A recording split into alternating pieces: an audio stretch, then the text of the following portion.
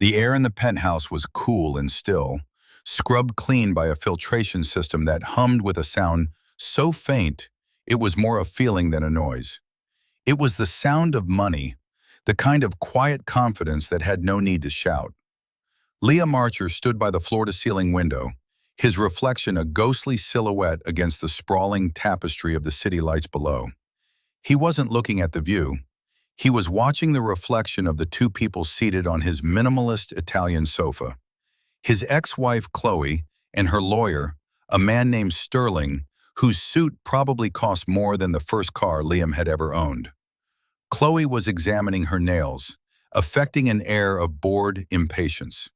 It was a look he knew well, a carefully constructed mask of disdain she wore whenever she felt she was in a position of unassailable power. Sterling, on the other hand, was all predatory focus, his eyes sweeping the room, calculating its worth, his gaze finally settling on Liam like a hawk spotting a field mouse. "So, Liam," Sterling began, his voice smooth and condescending, the sound of polished mahogany. "As you can imagine, Chloe was quite surprised to learn of your recent windfall. $200 million. It's a staggering sum." Liam turned from the window. He wore simple gray trousers and a plain black t-shirt. There was no artifice to him, no posturing. His calm was a stark contrast to the aggressive energy radiating from his visitors. He simply nodded. "It is. It is indeed," Sterling continued, leaning forward and placing a sleek leather briefcase on the glass coffee table. He didn't open it. It was a prop, a symbol of the legal weight he believed he was about to drop. And as the assets that produced this wealth were, by any reasonable definition, cultivated during your marriage to my client, she is entitled to her share. A 50% share, to be precise. Chloe finally looked up from her nails, a small, triumphant smile playing on her lips. She looked at Liam, her eyes cold and assessing, as if he were a misbehaving employee she was about to fire. She had always looked at him that way towards the end, as a disappointment, a project that had failed to yield the expected returns. She thought he was a fool then, and it was clear she thought he was a fool now. A lucky fool who had stumbled into a fortune he didn't deserve and was too simple to protect. What she didn't know was that every detail of this moment had been anticipated. Every arrogant assumption, every condescending word had been factored into a calculation he had begun years ago. Within the next hour, the world she had so carefully constructed around herself, a world built on status and other people's money, would be systematically dismantled. Not with anger, but with the quiet, irrefutable truth. It's always incredible to see how the story unfolds, isn't it? We're so glad you're here with us for this one. Before we dive back in, let us know in the comments where you're watching from today. We love seeing how far our stories travel. And if you enjoy seeing arrogance meet its match, be sure to hit that like button and subscribe to the channel so you never miss a moment of satisfying justice. Now, let's see how they got here. 4 years earlier, the air had been thick, not with the scent of money, but with the cloying aroma of Eleanor's potpourri and simmering resentment. It was Chloe's mother's 70th birthday party, held in the sprawling, chintz-filled living room of her suburban mansion. Liam stood near the French doors, nursing a glass of sparkling water, feeling as out of place as a fieldstone in a jewelry box. He was trying to be invisible, a strategy that had served him reasonably well at these family gatherings. "Honestly, Chloe, I don't know how you do it," a woman named Beatrice, one of Eleanor's bridge partners, said in a stage whisper that carried across the room. "He's so quiet." Chloe, standing at the center of a small circle of her mother's friends, gave a little laugh, a tinkling sound that didn't reach her eyes. "Oh, Liam's steady, like a rock." She said the word rock as if it were synonymous with boring. "He's a financial analyst, very safe, very predictable." Liam felt the familiar, dull throb behind his temples. It wasn't the words themselves, but the context that gave them their sting. Safe was her code for unambitious. Predictable was her substitute for passionless. He worked for a large, respectable firm, managing mid-level corporate accounts. He was good at it. He provided a comfortable life for them. A nice house in a good neighborhood, 2 new cars, yearly vacations. But it wasn't enough. It was never enough. For Chloe, and by extension her mother, wealth wasn't about comfort, it was about performance. It was about having more than the neighbors, about designer labels and exclusive club memberships. Eleanor glided over to him, her face a mask of polite concern. "Liam, dear, you're not mingling. Don't you want to talk to Richard about his new portfolio? He's with that aggressive new hedge fund, making an absolute killing." "I'm fine right here, Eleanor, thank you," Liam said, his voice even. "Nonsense," she insisted, linking her arm through his and pulling him toward a knot of loud, braying men in expensive suits. "You need to be more proactive, Liam. A man in your line of work can't afford to be a wallflower. You have to hunt." She patted his arm, her touch both proprietary and dismissive. "Chloe has certain needs, you know, a certain standard of living she's accustomed to." The implication was clear. He wasn't meeting them. He was failing her. He allowed himself to be led into the circle where he was introduced. Richard, a man with a florid face and a booming laugh, immediately began quizzing him about his work. "Archer, you're at Sterling and Finch, right? Solid firm. Old school. A bit sleepy for my taste," Richard boomed, clapping him on the shoulder. "We're in high-risk, high-reward derivatives. You have to have the stomach for it. What's your play? Long-term value stocks? Dividend yields?" He chuckled as if this were the most amusingly pathetic strategy imaginable. "Something like that," Liam said, refusing to take the bait. "You see," Richard said to the others, "this is why the old guard is dying. No killer instinct."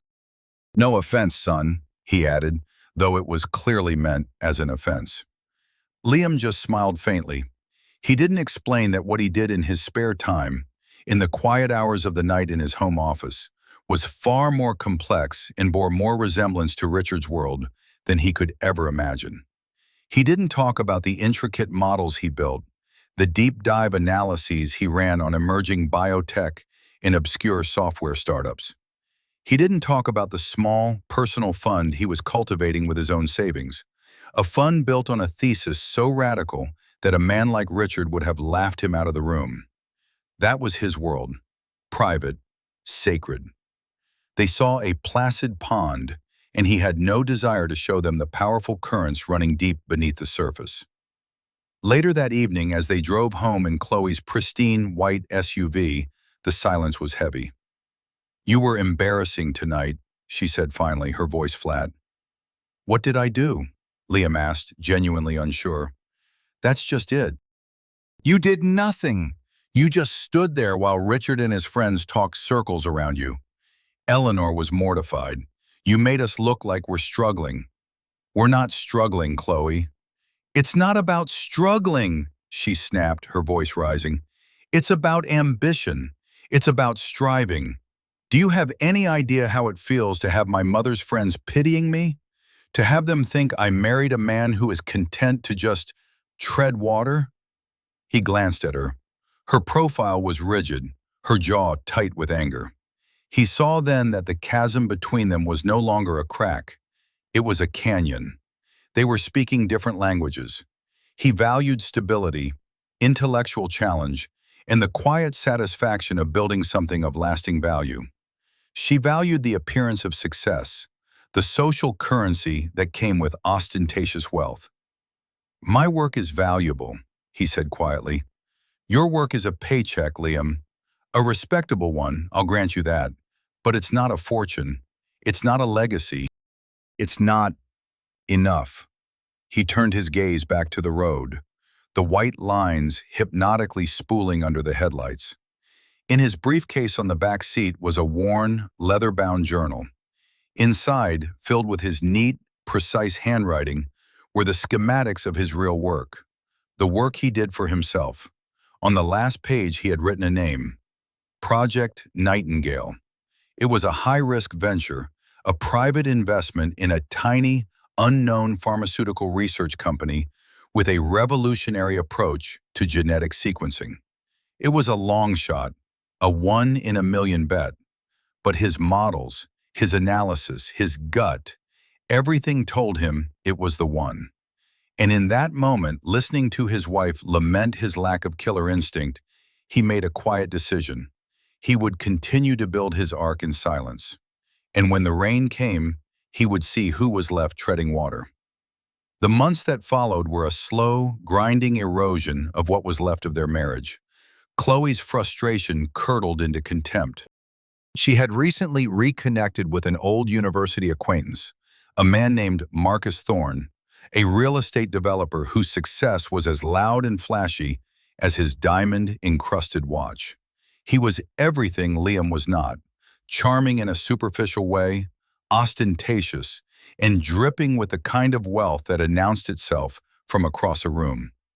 Marcus was becoming a constant presence, a name dropped into conversations, a standard against which Liam was measured and found wanting. "Marcus is taking his partners to Monaco for the Grand Prix," she would say over breakfast, scrolling through her phone. "He said the networking alone is worth $1 million. Liam would just nod, sipping his coffee, his eyes on the financial news. Inside, he felt a weary resignation. He knew what was happening. This was the narrative she was building, the justification for the inevitable. His own secret work intensified. Project Nightingale was consuming more of his nights.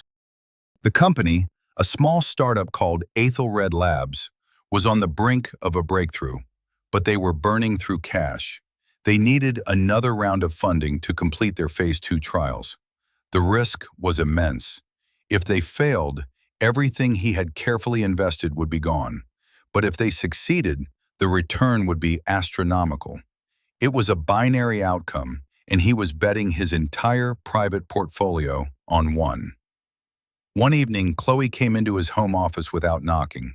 He was staring at a complex chart on his monitor, the screen filled with data points and trend lines. He had been so absorbed he hadn't heard her approach. "Still playing with your spreadsheets?" she asked, her tone dripping with condescension. She was dressed to go out, wearing a shimmering cocktail dress. Marcus was taking her to a gallery opening. Liam minimized the screen out of habit, a reflexive act of privacy. "Just finishing up some work." "Work," she scoffed. "Liam, look at this." It's Friday night. Marcus is closing a $50 million deal on a golf course in Dubai. And you're in here, doing whatever this is. Don't you ever want more? He turned in his chair to face her. He looked at her, truly looked at her, and for a fleeting moment, he felt a pang of the love he once had. He considered telling her. He considered opening the file, explaining the technology, the potential, the risk he was taking not for the money itself, but for the thrill of being right, for the intellectual triumph of it. He wanted for a second to share this secret part of himself with her, to make her understand. "I am working on something," he said, his voice quiet but earnest. "Something significant. It's a private venture, very high risk, but the potential is—" She cut him off with a wave of her hand. "Oh, please, a private venture. Is that what you're calling your little hobby? Liam, I need a partner, not a dreamer. I need someone who lives in the real world." She glanced at her watch. "I have to go. Marcus doesn't like to be kept waiting." She turned and left, the scent of her expensive perfume lingering in the air like an accusation. He stared at the closed door for a long time. The moment had passed. The invitation had been silently rescinded. He had offered her a glimpse into his world, and she had dismissed it without a second thought. He turned back to his monitor, pulling the chart for Ethelred Labs back up. The desire to share was gone, replaced by a cold, hard clarity. He was on his own in this. And maybe that was for the best. The word divorce was first spoken a month later. It wasn't shouted in anger, but stated as a simple, unavoidable fact. Chloe delivered it over dinner at a restaurant she had chosen, a place so trendy and loud it was impossible to have a real conversation. It was a fitting venue for the end of a marriage that had become more about performance than connection. "It's just not working, Liam," she said, pushing a piece of sea bass around her plate. "We want different things. I want to live. You're content to just exist." Liam felt a surprising sense of relief. The endless tension, the constant judgment, the feeling of being perpetually inadequate, it was all about to end. He didn't fight. He didn't argue. He just nodded. "I know." Her surprise was evident. She had clearly prepared for a battle, for pleading, for a dramatic confrontation. His quiet acceptance unnerved her. It wasn't the reaction of a man who was losing everything. The divorce proceedings were, from her perspective, remarkably simple. Liam was, in the words of her lawyer, extraordinarily compliant. He agreed to give her the house, its contents, the newer of their 2 cars, and a significant portion of their liquid savings and shared investment portfolio. His own lawyer, a pragmatic man named Peterson, was aghast. "Liam, this is a terrible deal," Peterson had argued in his office, gesturing at the proposed settlement agreement. "You're letting her walk away with nearly 70% of the marital assets. We can fight this. The courts would never grant her this much." "I don't want to fight," Liam said calmly. "I just want it to be over. It's just money, Peterson. I can make more." Peterson shook his head in disbelief. "She's framing you as a failure, as someone with no future prospects. This settlement validates that narrative. It makes you look weak." "Let it," Liam replied. "What she thinks of me is no longer my concern." There was, however, one small, peculiar point of contention. It came up during the final division of assets. Liam had insisted on a clause pertaining to his private, speculative ventures. He wanted to retain sole ownership of them. Chloe's lawyer, a shark named Harrison, initially balked, smelling a hidden asset. "What private ventures?" Harrison had demanded. "We need full disclosure on this, Liam. What are we talking about?" So, Liam disclosed it. He provided the documentation for his investment in Ethelred Labs. He showed them the seed money he'd put in, the high-risk nature of the pre-trial biotech firm. He didn't show them his proprietary analysis or his projections, just the raw, unadorned facts. To an outsider, to a lawyer focused on concrete, present-day value, it looked exactly like what Chloe had called it, a hobby, a gamble. Harrison had the venture appraised. The valuation came back as negligible. The company is pre-revenue, has no marketable products, and is years away from potential profitability, if ever, the appraiser's report concluded. Its current fair market value is speculative and effectively zero. Harrison was triumphant. He advised Chloe to demand half of this worthless asset anyway, on principle. But Liam made a counteroffer. In Peterson's office, with Chloe and Harrison on speakerphone, Liam laid it out. "I will give Chloe an additional $50,000 in cash from my remaining personal savings," he said. "In exchange, she will sign an addendum waiving any and all future claims, rights or interests, direct or indirect, to the entity known as Ethelred Labs, and any successor entities or profits derived therefrom." There was a muffled conversation on the other end of the line. Liam could almost hear the gears turning in Harrison's head. An extra $50,000 in cash right now versus a 50% stake in something professionally valued at zero. For a woman like Chloe, who craved the immediate and the tangible, and for a lawyer who wanted to deliver a clear win, it was an easy choice. "She accepts," Harrison said, his voice smug. He saw it as squeezing one last drop from a stone. He thought he was taking the last of Liam's cash, leaving him with nothing but his worthless paper dreams. Peterson muted the phone. "Liam, are you sure? 50,000 is all you'll have left in liquid assets." Liam looked at his lawyer, a small, knowing smile on his face. He tapped the worn leather journal that sat on the table beside his files. It's the best investment I'll ever make. The addendum was drawn up. Chloe signed it without even reading the fine print, her eyes already focused on the new life that awaited her with Marcus. She saw the $50,000 as a final victory, a confirmation of her superior judgment. She took the money, the house, the car, and walked away, leaving Liam with a small apartment, a modest bank account, and a single, high-risk investment she and her lawyer had officially declared worthless. The divorce was finalized a week later. Liam was, for the first time in years, a free man. The year that followed the divorce was one of stark contrasts. Chloe's life, documented meticulously on her social media, was a whirlwind of glamorous activity. There were pictures of her and Marcus on a yacht in the Mediterranean, clinking champagne glasses. There were photos from charity galas, from ski trips to Aspen, from front row seats at Fashion Week. She had moved into Marcus's palatial modern home, a glass and steel monstrosity that overlooked the ocean. She had never looked happier or more triumphant. To her friends, to her mother, to the world, she was the woman who had wisely traded up, who had escaped a dull, ambitionless marriage and stepped into the life she was always meant to have. Liam, meanwhile, had all but disappeared. He moved into a small, sparsely furnished one-bedroom apartment in a nondescript part of the city. He sold his car, preferring to take the subway or walk. He left his job at Sterling and Finch, cashing out his modest 401k to live on. To any outside observer, he was the very picture of a man broken by divorce. He looked like someone who had been taken to the cleaners, left with nothing but the clothes on his back and a bleak future. Chloe heard whispers about him through mutual acquaintances. He was struggling. He was depressed. He had let himself go.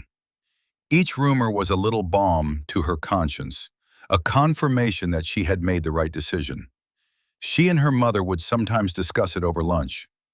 "It's a shame what happened to Liam," Eleanor would say, a note of false sympathy in her voice.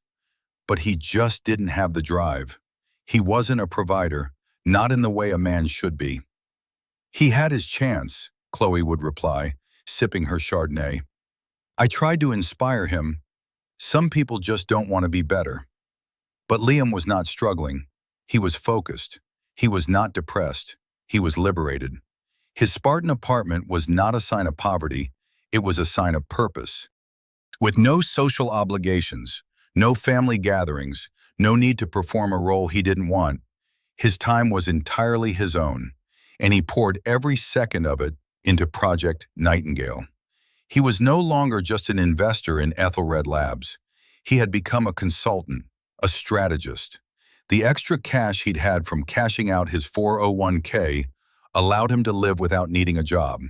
And the company, recognizing the depth of his financial and analytical acumen, had offered him a significant block of additional equity in exchange for his guidance.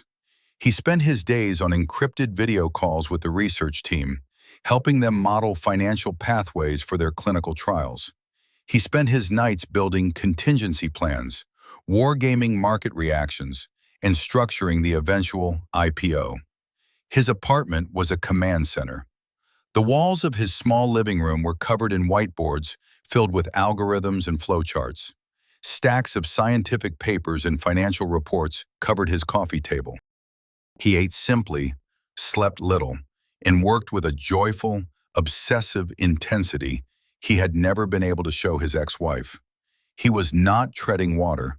He was building a rocket ship, and he was nearing the final countdown. He never once looked at Chloe's social media. He didn't care about the yacht, the parties, the life she was living.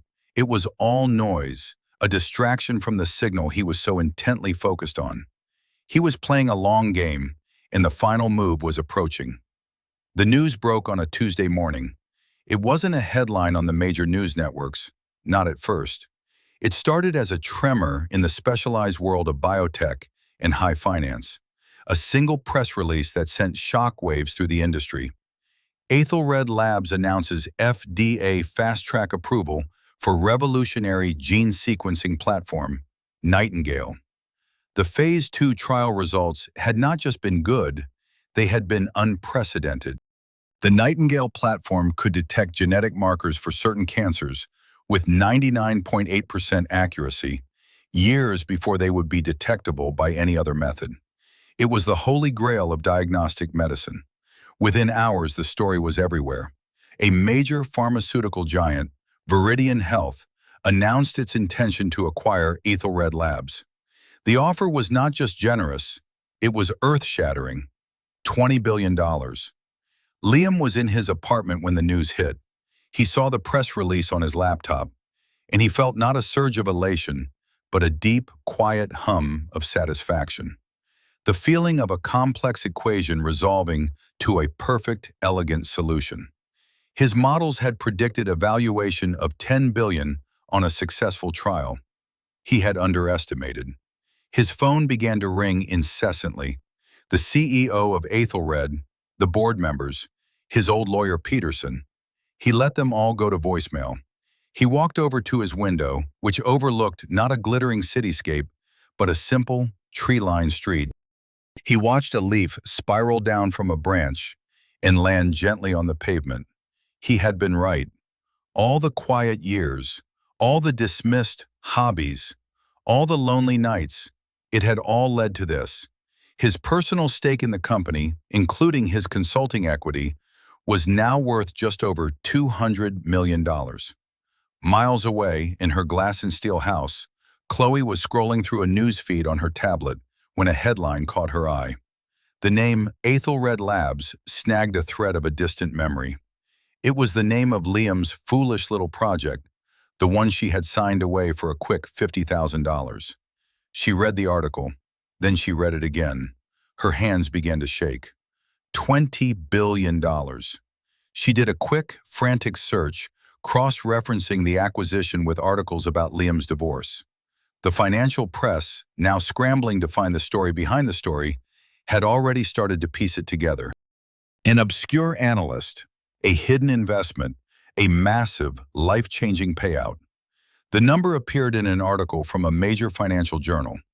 Sources close to the deal confirm that early investor and strategist Liam Archer's personal stake is valued at an estimated $200 million. The tablet slipped from her grasp and clattered onto the marble floor. $200 million. The air seemed to rush out of the room. The yacht, the parties, Marcus's expensive gifts.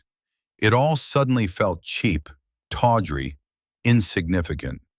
She thought of the $50,000 she had so smugly accepted. It felt like a pittance, an insult. A hot, furious wave of indignation washed over her. This was her money. It had to be. The idea for it, the work, it had happened while he was married to her. He had used their life, their stability, as a platform to build this. He had cheated her. He had hidden it from her. The narrative formed instantly in her mind, a shield against the crushing reality of her own monumental miscalculation. It wasn't her mistake. It was his deception. She snatched her phone from the countertop, her fingers trembling as she dialed her lawyer's number. Not Harrison, the one who had advised her during the divorce. He was a small-time player. She needed someone better. She needed a killer. She called a man named Sterling, the most ruthless corporate litigator in the city. "I need to see you," she said, her voice tight with a rage that bordered on panic. "My ex-husband, he's hidden assets, hundreds of millions of dollars, and I want my half." And so 2 weeks later, she found herself sitting on a sofa in a penthouse she never could have imagined, a place that made Marcus's home look like a starter castle. She was here to claim what was rightfully hers. She was here to correct a grave injustice. Her confidence was absolute. The law was on her side. Justice was on her side. She looked at Liam, standing there in his simple clothes, a picture of undeserved luck. She felt a surge of righteous anger. He was about to learn that he couldn't get away with this. The silence in the penthouse stretched, amplifying the faint hum of the city far below. Liam regarded Sterling and Chloe with an unnerving placidity, his expression giving nothing away. It was Sterling who finally broke the quiet, his voice oozing a confident superiority. "Liam, let's be reasonable," he began, adopting the tone of a patient adult, explaining a simple concept to a child. "The law on this is quite clear. Assets acquired or whose value is cultivated during a marriage are considered marital property. While the liquidation of this asset occurred post-divorce, its foundational period, the investment, the work, the intellectual property, was all developed while you were married to Chloe. You were living in the marital home, using marital resources, even if it was just the electricity for your computer." He smiled, a thin, humorless expression. "We have deposed your former colleagues at Sterling and Finch. They confirm you were working on outside projects for years. We have financial records. The seed money for Aethelred Labs came from an account that was, at the time, a joint asset. The court will see this as a clear-cut case of a concealed marital asset. Frankly, attempting to hide it was a foolish move." Chloe nodded in firm agreement, her posture rigid with indignation. "He was always secretive," she added, her voice carrying a note of vindication. "Hiding in his office, playing on his spreadsheets. That's what he was doing. He was hiding my money." Liam listened to all of this without a single flicker of emotion. He let them finish, let the weight of their accusations settle in the room. When they were done, he walked slowly over to a low, unassuming credenza against the far wall. He rested his hand on its smooth, dark wood. "My work," he began, his voice soft but carrying an undeniable authority that filled the space, "was never a secret, Chloe. It was simply something you had no interest in." He turned his gaze to her, and for the first time, she saw something in his eyes that wasn't the familiar, placid resignation she knew. It was something sharper, clearer. It was the look of a man who had the answer key to a test everyone else was still struggling with. "Do you remember your mother's 70th birthday party?" he asked. The question was so unexpected it threw Chloe off balance. "What? What does that have to do with anything?" "Indulge me," Liam said. "Do you remember introducing me to Richard, the hedge fund manager? You and your mother were so embarrassed by my sleepy job. He called my strategy pathetic. You told me on the way home that I was treading water, that you wanted a man with ambition." Sterling shifted uncomfortably. "This is irrelevant personal history, Liam. We're here to discuss the legal and financial facts." "These are the foundational facts, Mr. Sterling," Liam countered, his voice remaining level. "This is the context for the asset you're so keen to claim a share of. My ambition wasn't something Chloe supported. It was something she and her family openly mocked." He continued, his eyes still locked on Chloe. "Do you remember the night I tried to tell you about it? You were on your way out to a gallery opening with Marcus. I told you I was working on something significant, a private venture. You cut me off. You called it a hobby and said you needed a partner, not a dreamer. You didn't want to know. You had already decided my work, my mind, my passions were worthless to you." Each word was delivered without malice, stated as a simple, observable fact. But for Chloe, they landed like blows. She remembered the moments, but her memory had painted them in the colors of her own righteousness. Hearing them recounted now, in this sterile, quiet room, they felt different. They felt like choices she had made. "That's not true," she stammered, a fissure appearing in her confident facade. "I just wanted you to be more present, more successful in the real world." "The real world?" Liam's laugh was a short, dry sound, devoid of humor. "This," he said, gesturing vaguely at the penthouse, at the city beyond, "is the result of the work you dismissed. This is the real world that my hobby created, a world you had no faith in. You didn't want a partner, Chloe. You wanted an accessory, a man whose success was loud enough to impress your friends. My work was quiet, therefore it had no value." He paused, letting the truth of that statement hang in the air. Sterling, sensing he was losing control of the narrative, interjected forcefully. This emotional appeal is meaningless. The origin of the funds and the timing of the work are what matter. The law doesn't care if she was supportive of your hobbies. It cares about the division of property. I agree, Liam said, turning his calm gaze to the lawyer. The law is precisely what we should be focused on. He then walked back to the coffee table. He didn't reach for a briefcase or a stack of files. Instead, he picked up a single, slim object that had been lying beside a book. An object so understated they hadn't even noticed it. It was a simple, leather-bound folio, the kind used for presenting important documents. It was worn at the edges, the leather soft with age.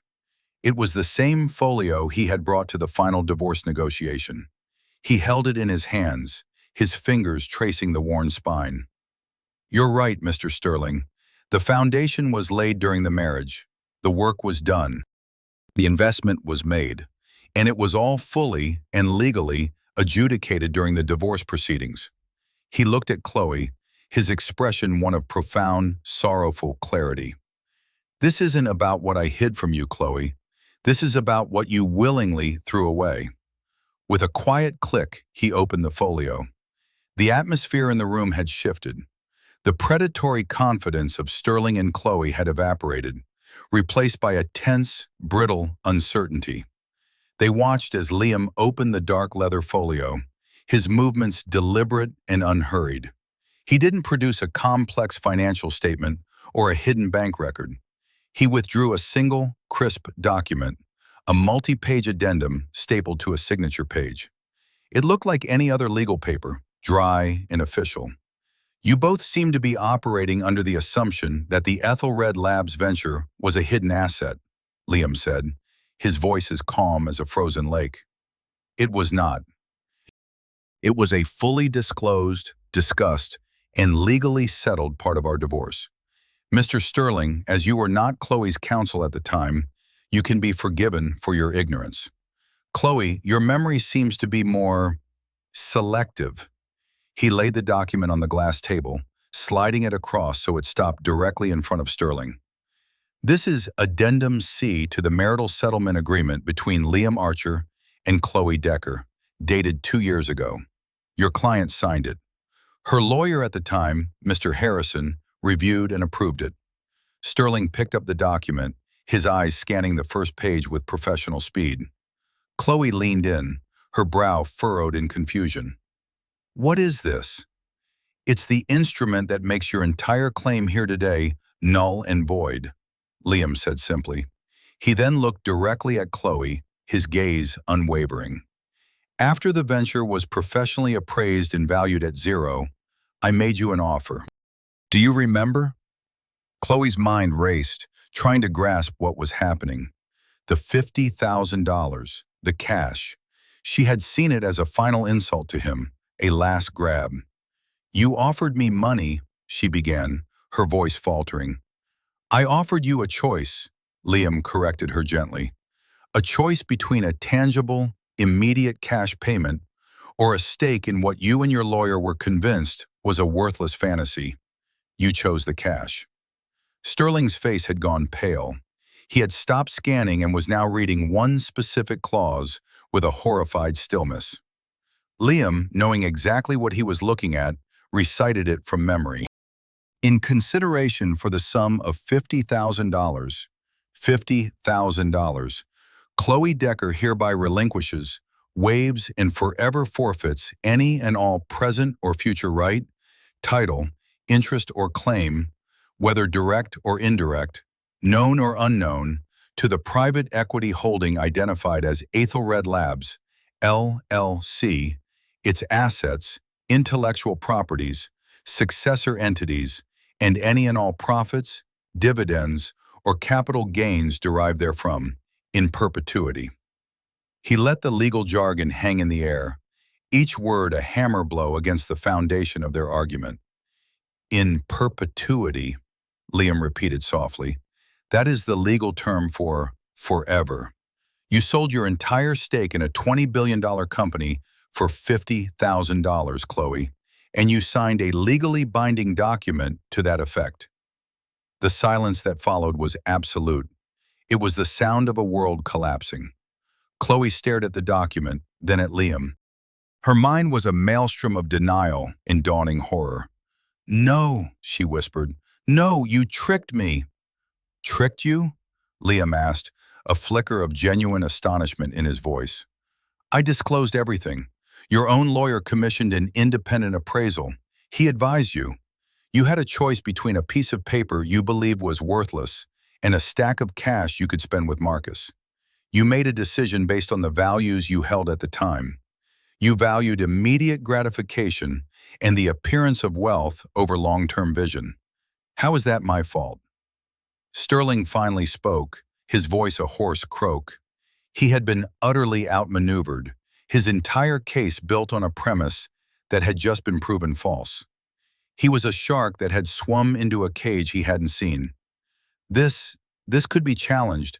Unconscionable contract. Duress. Duress? Liam's eyebrows rose. She had her own legal counsel who approved the deal. The contract is anything but unconscionable. It was a trade of a valueless, high-risk asset for a concrete cash sum. It was, by all legal standards at the time, a fair deal. Your client and her lawyer simply made a catastrophic business decision. I suspect any judge would see it the same way. In fact, filing a suit now, in light of this document, could be seen as a frivolous lawsuit, opening you and your client up to sanctions and a countersuit for legal fees.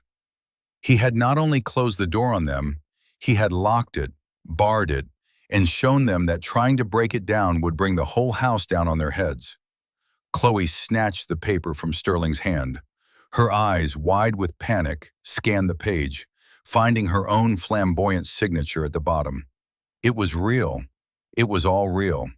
The $200 million, her money, her key to ultimate status and security, was gone, and she had been the one to sign it away. The carefully constructed dam of her composure broke. A raw, guttural sob escaped her lips. "You knew," she choked out, tears streaming down her face, ruining her perfect makeup. "You knew it would be worth something. You let me do it. You let me make that mistake." "Yes," Liam said, his voice devoid of triumph, filled only with a deep, resonant weariness. "I let you make your own choice. I let you act according to your own character. For years you judged my character and found it lacking. This was the one time I allowed your character to be the final judge. This outcome isn't my revenge, Chloe. It is merely the consequence of your own choices, reflected back at you." The reversal was complete. The woman who had arrived full of righteous fury, ready to claim her prize, was now a crumpled, weeping figure.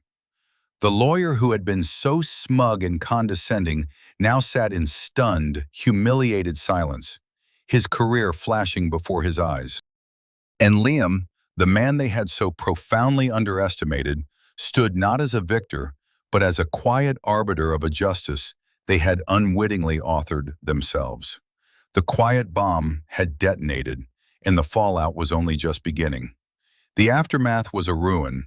Chloe's sobs devolved into desperate, incoherent pleading.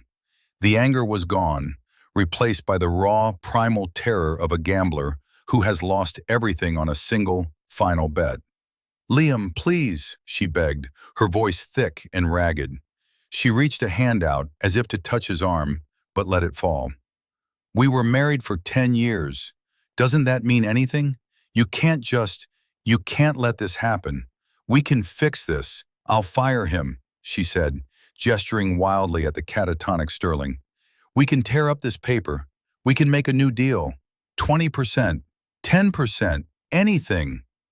Liam looked at her, and for the first time he felt a sliver of pity, not for the loss of the money, but for the utter bankruptcy of her spirit. Her only recourse was to bargain, to haggle over percentages, even now. She still didn't understand. "There is no new deal, Chloe," he said, his voice gentle but firm. "The deal was made 2 years ago. It's over." "But it's not fair," she wailed, the tears flowing freely now. "You have so much, 200 million. What can you possibly do with all that money? I need it. My life with Marcus, it's not what you think. He respects money, Liam. That's all he respects. Without it, I'll have nothing." And there it was, the final, pathetic truth. Her life, which had looked so glamorous from the outside, was just another transaction. Her relationship with Marcus was as much of a business deal as the one she had signed away, and she had just lost her primary leverage. "And that," Liam said quietly, "is the heart of the problem. You think money is the source of respect. You think it's the source of security, of happiness, of worth. You left our marriage because I wasn't providing enough of it. You attached yourself to Marcus because he had an abundance of it. You are here today because I now have it, and you want it. It's the only thing you truly value." He took a slow breath. "I'm not going to give you 10% or 1%, not because I want to punish you, but because it would validate the sickness that has guided your every decision. It would prove you right. It would just be another transaction, and I'm done with transactions." Sterling, finally jolted from his stupor by the sheer scale of the professional disaster unfolding, stood up abruptly. His face was ashen. "We're leaving," he muttered, grabbing his briefcase. He couldn't look at Liam. He couldn't look at Chloe. He just wanted to escape the room where his reputation had been so thoroughly dismantled. He grabbed Chloe's arm. "Let's go, Chloe. There's nothing more to be done here." She shook him off, her eyes still fixed on Liam, filled with a desperate, last-ditch hope. "Liam, think of everything we shared. The good times. There were good times." "Yes, there were," he acknowledged, and a flicker of genuine sadness crossed his face. "Before the money, or the lack of it, became the only thing that mattered. Before your mother's friends and men like Marcus became the audience you perform for. I remember the woman I married. I haven't seen her in a very long time. I hope for your sake you can find her again." It was a dismissal, delivered with the finality of a closing door. There was no anger in it, no gloating, only a profound and irrevocable ending. Sterling pulled at her arm again, more forcefully this time. "Chloe, now." Defeated, she let him lead her toward the door. At the threshold, she turned back one last time, her face a mess of tear-streaked makeup and shattered pride. The penthouse, which had seemed like a prize to be won just an hour ago, now felt like a monument to her own folly. She looked at Liam, the quiet, steady man she had discarded as worthless, and she saw him for what he was, the architect of a world she could have been a part of, if only she had known how to read the blueprints. Then the door closed, and she was gone. Liam stood alone in the silent room. He walked back to the window and looked out at the city lights, the same view as before. But now the air was clear. The ghosts had been exorcised. He felt no joy, no thrill of victory, only a vast, quiet sense of release. The final ledger had been balanced, the consequences unspooled with a brutal, predictable logic. News of Chloe's failed legal gambit and the story of the signed addendum leaked to the financial press. It was too delicious a story to stay secret. The socialite who traded a $200 million fortune for $50,000. She became a laughingstock in the very circles she had tried so desperately to conquer. Her relationship with Marcus imploded. As Liam had predicted, Marcus's respect for her was directly tied to her perceived value. When she came to him, she was the beautiful ex-wife of a failed analyst, a prize he had won. Now she was the fool who had fumbled a dynasty. He saw her not as a partner, but as a liability, a walking symbol of bad judgment. Their arguments became vicious. He called her stupid, short-sighted. She accused him of only caring about money. It was an accusation he didn't even bother to deny. Within a month, she was asked to leave his glass and steel house. She went to her mother's, but found little comfort there. Eleanor was horrified, not by Chloe's loss, but by the public humiliation. Their social standing, which she had spent a lifetime cultivating, had been tarnished. "How could you have been so stupid?" was her constant refrain. The pity of her friends, which Chloe had once imagined was directed at her for being married to Liam, was now genuinely and suffocatingly directed at her. Chloe was adrift. The money from the divorce settlement, which had seemed like a fortune at the time, had been largely spent keeping up with Marcus's lifestyle. What little was left dwindled quickly without his support. She was forced to sell the expensive car, the designer clothes, the jewelry. Each sale was a small death, a shedding of the identity she had so carefully constructed. One afternoon, months later, Liam received a letter. It was from Chloe.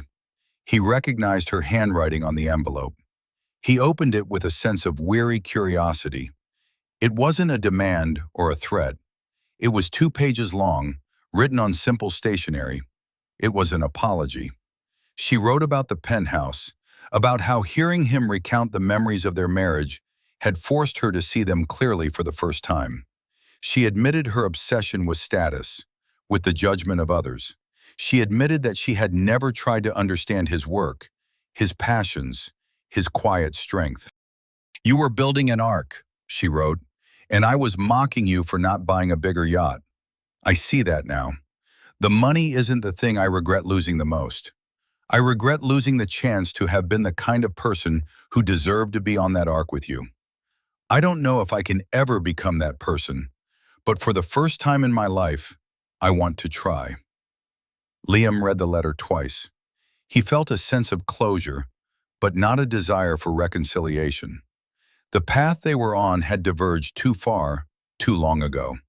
He folded the letter and placed it in the worn leather folio, alongside the legal document that had separated their futures so completely. One was a record of her choices, the other a record of her consequences. He himself had changed little. He still lived in the penthouse, but it remained minimalist. He hadn't bought a fleet of sports cars or a yacht. The acquisition had brought him financial freedom, but it was the work itself that had always been his true passion. He started a foundation, the Nightingale Initiative, dedicated to funding brilliant, high-risk, high-reward ideas that traditional venture capital was too risk-averse to touch. He was giving other quiet dreamers the chance he had given himself. His old lawyer Peterson, who now managed the foundation's legal affairs, often marveled at him. "Anyone else would be on a private island somewhere," Peterson said one day, as they reviewed a promising proposal from a young physicist. "I was on a private island," Liam replied with a small smile. "For years. It was in my office late at night. This is much better. Now I can invite others to visit." He had found his purpose not in the accumulation of wealth, but in its application. He was still the quiet, steady man he had always been. The world had simply, finally, learned to listen. He had won his freedom, not just from a bad marriage, but from the false metrics of success that had almost suffocated him. His true worth was never in the $200 million. It was in the integrity, patience, and vision that had allowed him to create it. And that was a fortune no one could ever take from him or sign away. In the end, this story isn't just about money or revenge. It's a powerful reminder that true value isn't always loud and flashy. It's often quiet, patient, and built on a foundation of integrity and vision. Liam's victory wasn't in the millions he made. It was in remaining true to himself in the face of ridicule and disrespect. Chloe's downfall wasn't just a financial loss. It was the consequence of valuing appearances over substance. It teaches us that the choices we make, especially those based on our core character, will always, eventually, come to fruition. You cannot demand respect you haven't earned, and you cannot see the value in others when you are blinded by your own superficial desires. The most satisfying vindication comes not from becoming like those who hurt you, but from succeeding on your own terms, with your principles intact. What do you think? Was Liam right to let Chloe make that choice, knowing where it could lead? Or should he have tried harder to save her from herself? Let us know your thoughts in the comments below. We read every single one. Thank you for joining us for this journey. If you found this story of quiet triumph satisfying, please give it a like and subscribe to our channel for more tales of justice and redemption. We are so grateful to have you as part of our community. Until next time, remember to look for the quiet strength, both in others and in yourself.